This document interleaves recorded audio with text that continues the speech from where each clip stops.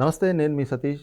ముఖ్యంగా skill development కేసులో మాజీ ముఖ్యమంత్రి, తెలుగుదేశం పార్టీ జాతీయ అధ్యక్షులు చంద్రబాబుకి ఆంధ్రప్రదేశ్ అత్యున్నత న్యాయస్థానం బెయిల్ మంజూరు చేసింది. అయితే ఈ అంశంలో అడిషనల్ అడ్వకేట్ జనరల్గా ఉన్నటువంటి పొన్నవోలు సుధాకర్ రెడ్డి గారు చేసినటువంటి వ్యాఖ్యలు, అంటే ఏదైతే హైకోర్టు తన పరిధుల్ని దాటి తీర్పునిచ్చింది అన్నట్లుగా వచ్చినటువంటి తీర్పు పైన చేసినటువంటి వ్యాఖ్యలు మాత్రం ప్రస్తుతం వివాదాస్పదంగా మారుతూ ఉన్నాయి. ముఖ్యంగా ఈ రోజున న్యాయస్థానాలు ఇచ్చినటువంటి తీర్పులను తప్పుపడుతూ ఒక అడిషనల్ అడ్వకేట్ జనరల్ చేస్తున్నటువంటి వ్యాఖ్యల్ని ఏ విధంగా చూడొచ్చు, అవి దాన్ని న్యాయస్థానాలు కూడా సుమోటోగా తీసుకుంటే ఎలాంటి పరిణామాలు చోటు చేసుకున్నటువంటి అవకాశం ఉంది?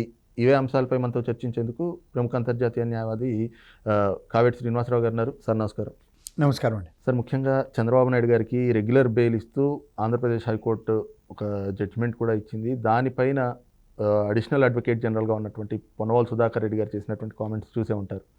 న్యాయస్థానం అంటే హైకోర్టు తన పరిధుల్ని దాటి వ్యవహరించింది అంటూ కూడా ఆయన చేసినటువంటి కామెంట్స్ కావచ్చు, లేదంటే ఢిల్లీలో కూడా ఆయన కొన్ని కామెంట్స్ చేశారు.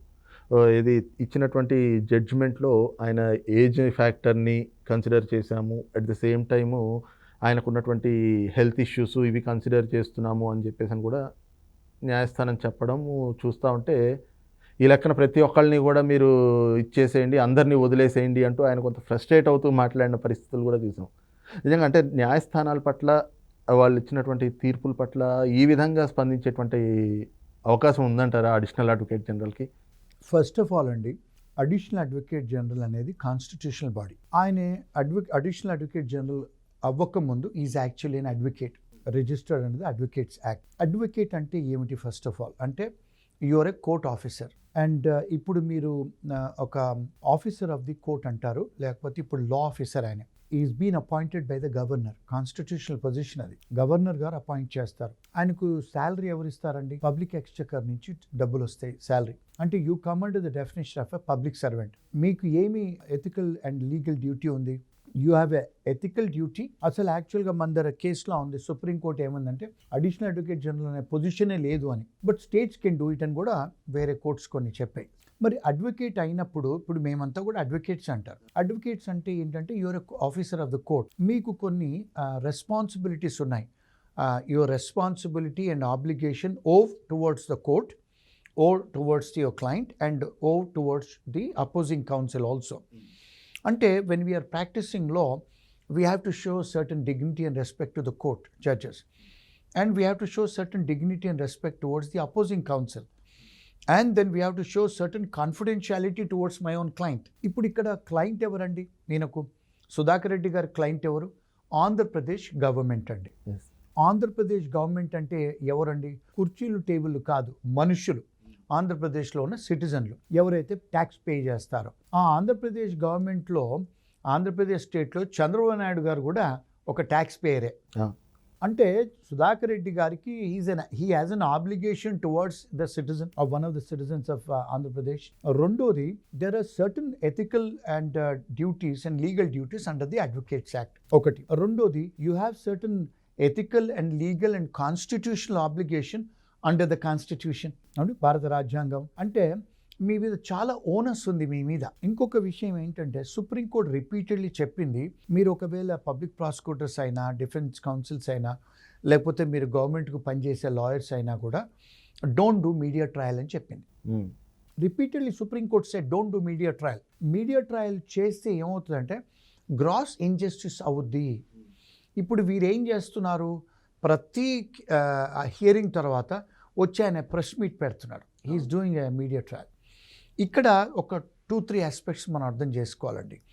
ఫస్ట్ థింగ్ ఏం చేస్తున్నారంటే, వారు he's breaching an ethical duty, professional duty. Andhra Pradesh స్టేట్కు తనకు ఆంధ్రప్రదేశ్ స్టేట్ గవర్నమెంట్ వాళ్ళు, ఆ పర్టికులర్ స్కిల్ డెవలప్మెంట్ వాళ్ళు కొంత ఎవిడెన్సెస్ మీకు ఇచ్చారు. ఎందుకు ఇచ్చారు? Because you being a additional advocate general మీకు కొంత ఎవిడెన్సెస్ ఇచ్చారు. మీకు 100 పేజీల ఎవిడెన్స్లు ఇచ్చారు, విట్నెస్ స్టేట్మెంట్లు ఇచ్చారు. Because you have that information with you, because you being an additional advocate general, ఆ ఇన్ఫర్మేషన్ దేనికి వాడాలి? ప్రజలకు టీవీలలో చెప్పడానికి కాదు. This evidence has to be produced before the judge. This is called confidential information. Advocate and client privilege information అంటారు. Privilege information అంటే ఏంటి? Confidential information.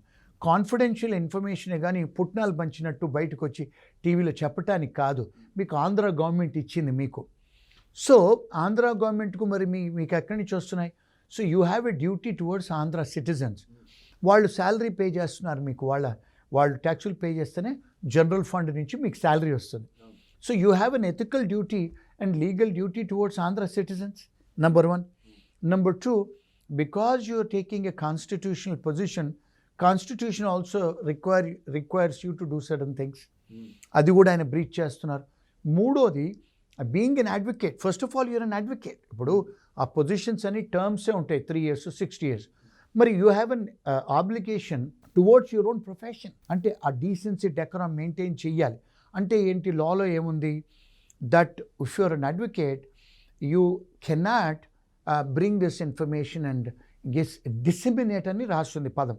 You cannot disseminate or divulge this information to public at large. అంటే because this confidential information can only be used to the court for proving your case, not to divulge this information like a politician.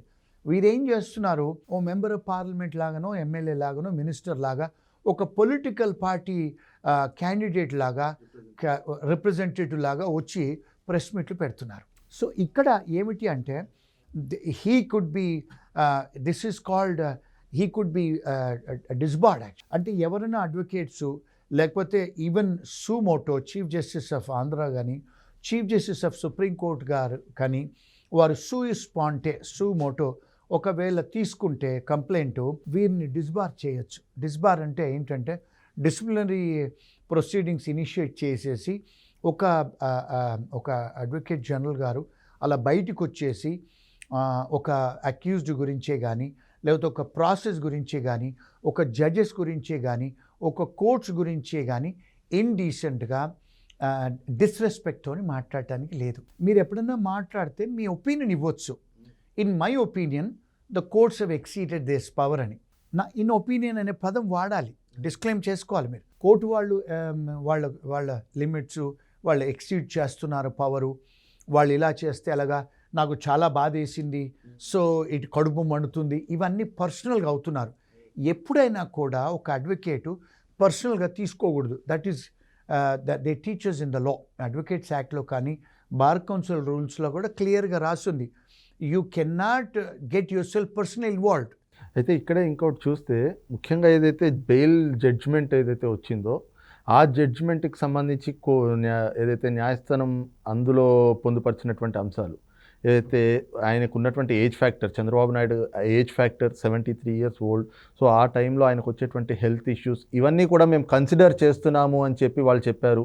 At the same time ఆయనకి ఏదైతే రాజమండ్రి జైల్లో అక్కడ ఉన్నటువంటి government hospital doctors వచ్చి వాళ్ళు ఇచ్చినటువంటి రిపోర్ట్ని కూడా మేము పరిశీలించాము, సో ఈ బేసిస్ మీద మేము జడ్జ్మెంట్ ఇస్తున్నాము, బెయిల్ ఇస్తున్నాము అని చెప్తే, ఇప్పుడు 73 years ఉంది అని చెప్పేసి మీరు బెయిల్ ఇస్తాము అంటే, ఆయనకి ఏదో ఆరోగ్య సమస్యలు ఉన్నాయి అని చెప్పి బెయిల్ ఇస్తాము అంటే దాన్ని అమెండ్మెంట్స్ చేసేయండి అని చెప్పేసి ఆయన డిమాండ్ చేయడము, ఆయన అంత ఫ్రస్ట్రేట్ అవుతూ మాట్లాడడం, అది సరైన పద్ధతి అంటారా? దాన్ని ఏమంటారంటే లాలో ఇనెండో అంటారు. అంటే it is actually a defamatory statement. And second thing, it is interference in the judicial system also. Administration of జస్టిస్లో ఒక law officer of the state అలా ఇంటర్ఫియరెన్స్ అవ్వటానికి వీల్లేదు ఒకటి. రెండోది, హీఈస్ ఆల్సో యూజింగ్ చాలా ఇండీసెంట్ వర్డ్స్ కూడా యూజ్ చేస్తున్నారు. Number 3, he should not first of all conduct the immediate trial. చేయకూడదు. అది బేసిక్గా సుప్రీంకోర్టు రిపీటెడ్లీ సెడ్ దట్ చేస్తే గ్రాస్ ఇంజస్టిస్ అవుద్ది, మిస్క్యారేజ్ ఆఫ్ జస్టిస్ అవుద్ది, ప్రిజుడిస్ అవుతారు, విట్నెసెస్ ప్రిజుడిస్ అవుతారు, బయాస్ అవుతారు, ఈవెన్ జ్యుడిషియరీ కూడా జడ్జెస్ కూడా బయాస్ అవుతారు, అన్ఫేర్ ట్రయల్ అవుద్ది అక్యూజ్కి. ఎందుకు? ఎప్పుడైతే అన్ఫేర్ ట్రయల్ అవుద్దో అక్యూజ్కి, కాన్స్టిట్యూషన్ ఏముంటుందంటే, బిల్ ఆఫ్ రైట్స్ ఏమని చెప్తుందంటే, హ్యూమన్ రైట్స్ ఏమని చెప్తుందంటే, ఫెయిర్నెస్తో అవ్వాలి, బయాస్గా ఉండకూడదు ట్రయల్ అయ్యేటప్పుడు. When there is an infringement of accuse rights, you have a benefit ఇవ్వాలి. అంటే ఫెయిర్ ట్రయల్ లేదు. స్పీడీ ట్రయల్, ఫెయిర్ ట్రయల్ ఇవన్నీ కాన్స్టిట్యూషన్లో మన భారత రాజ్యాంగంలో ఉన్నాయి. ఈయన చేయబట్టి ఆయన చంద్రబాబు నాయుడు గారి రైట్స్ ఉల్లంఘనలు జరుగుతూనే ఉన్నాయి. ఈయన చెప్పిన మాటలతో కూడా చంద్రబాబు నాయుడు గారి రైట్స్ అన్నీ ఉల్లంఘనలు జరుగుతున్నాయి, తన కాన్స్టిట్యూషనల్ రైట్స్. యాక్చువల్గా నా ఒపీనియన్ ఏమిటి అంటే, చంద్రబాబు నాయుడు గారి లాయర్సే కానీ లేకపోతే ఏ లాయర్ అయినా కూడా ఈ దేశంలో కంప్లైంట్ ఫైల్ చేయొచ్చు వారి మీద. ఎందుకు? Because it is lowering the image of a profession. ఎందుకంటే దీన్ని ఏమంటారంటే అండి, లా ప్రొఫెషన్ని నోబుల్ ప్రొఫెషన్ అంటారు. ఒక డీసెన్సీ, ఒక డెకరం ఉంటుంది. ఒకవేళ మీరు ఒక అడ్వకేట్ అయిన తర్వాత you can't even run a business యాక్చువల్గా. అంటే అంత ఇమేజ్ ఉండే ప్రొఫెషన్ ఇది. ఈ ప్రొఫెషన్లో now you're a law officer and your sitting in a constitutional position.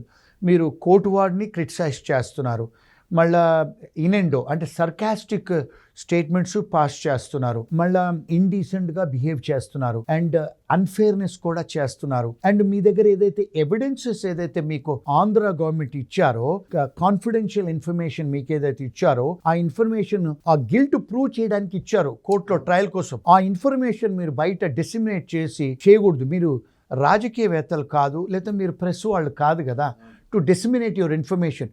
Because we have a bounden, we have a high onus on us not to give this confidential information.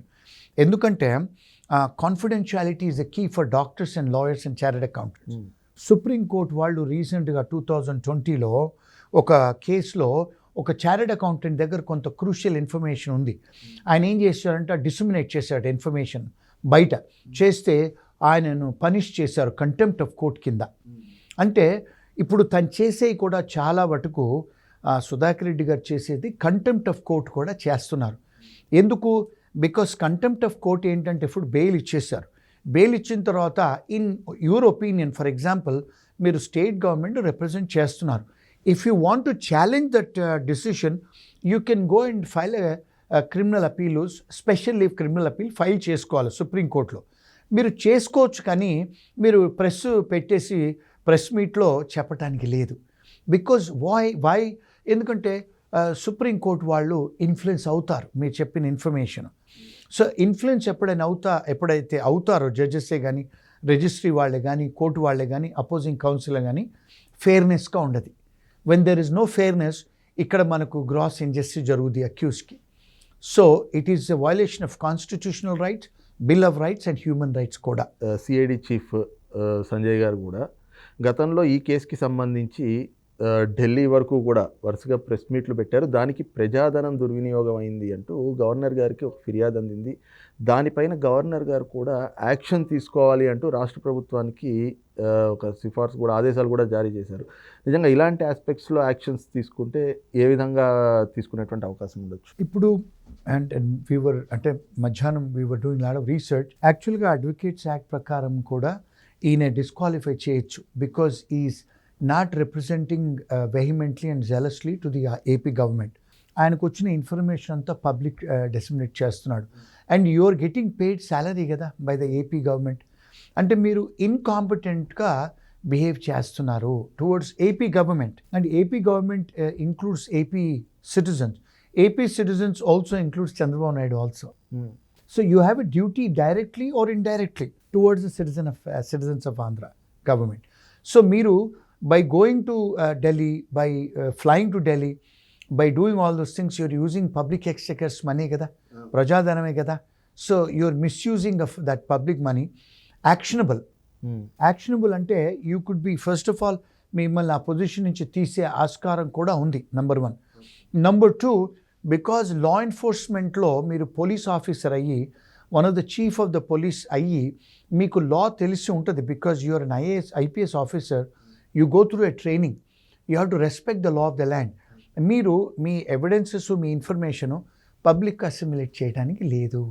ఎందుకు? Because your job is to investigate and ఇండైట్ a criminal, not to go and talk in public కదా. So he could be, ఆయన job కూడా problem రావచ్చు. ఎందుకంటే because you're governed under the central administration. You're governed under central administration. So if anybody files complaints, డెఫినెట్గా ఎవరైనా writ petition file చేసినా, లేకపోతే administrative bodies complaint చేసినా కూడా he could lose his job, because it could come on his record. So డెఫినెట్గా ఎవరన్నా అంటే చేయాలనుకుంటే డెఫినెట్గా it's a very good case for filing complaints on these both parties. That is as per my legal research and analysis. చేయకూడదు అలా చేస్తే దేశం మొత్తం మీద కూడా ఇప్పుడు పోలీస్ ఆఫీసర్లే కానీ అడ్వకేట్సే కానీ అందరూ కూడా ప్రెస్ మీట్లు పెడతా ఉంటారు. ప్రపంచం అంటే మొత్తం ఇండియా మొత్తం కూడా పెడతా ఉంటారు. ఇప్పుడు for example if you see ఇప్పుడు ప్రెసిడెంట్ ట్రంప్ మీద కూడా బోల్డని కేసులు అవుతున్నాయి, బోల్డని ఇన్ కెమెరా కేసెస్ అవుతున్నాయి. ఇప్పుడు చాలాసార్లు వాళ్ళ లాయర్లు బయటకు వచ్చినప్పుడు వాళ్ళు చెప్పరు, రిజల్ట్ ఏమైందని చెప్తారు కానీ ఎవిడెన్షియల్ వాల్యూస్ చెప్పరు. ఈవెన్ డిస్ట్రిక్ట్ అటార్నీస్ కూడా అక్కడ పబ్లిక్ ప్రాసిక్యూటర్ సెంటర్ వాళ్ళు డిస్ట్రిక్ట్ వాళ్ళు కూడా merits of the case discuss చేయరు. అంటే what they are going to do అని చెప్తారే కానీ ఎవిడెన్షియల్ ఆస్పెక్ట్స్ డిస్కస్ చేయకూడదు.